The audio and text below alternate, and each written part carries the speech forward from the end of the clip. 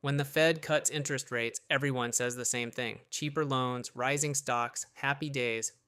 But here's what they don't tell you: a rate cut can quietly cost you money in three different ways that most people never even notice. So before you celebrate the next big announcement, let's break down what actually happens to your money. Because the people who understand this don't react to the news, they get ahead of it. First, let's cover the basics, and I'll keep it to about 10 seconds. The Federal Reserve sets one key interest rate. Think of it as the price of borrowing money across the entire economy. When they cut that rate, borrowing gets cheaper. That's designed to speed the economy up to get people spending and businesses growing.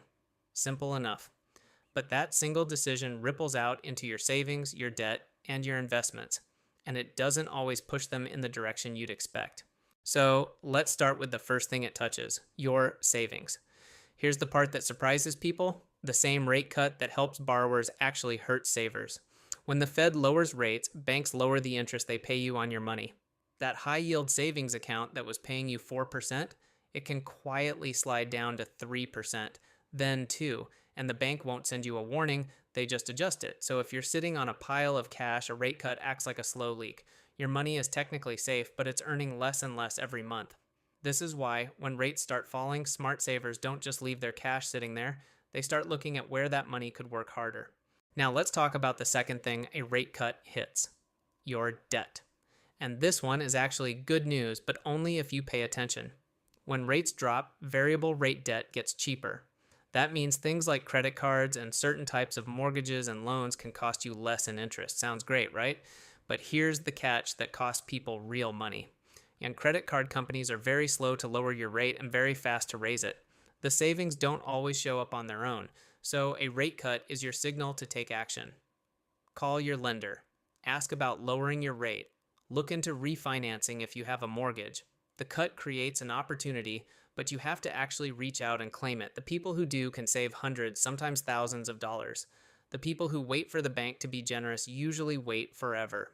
And that brings us to the third thing, the one everybody really cares about: the stock market. Lower rates usually push stocks higher.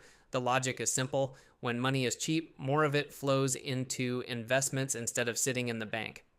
And growth companies, especially in areas like technology, tend to benefit the most because their future profits suddenly look more valuable. So far, so good.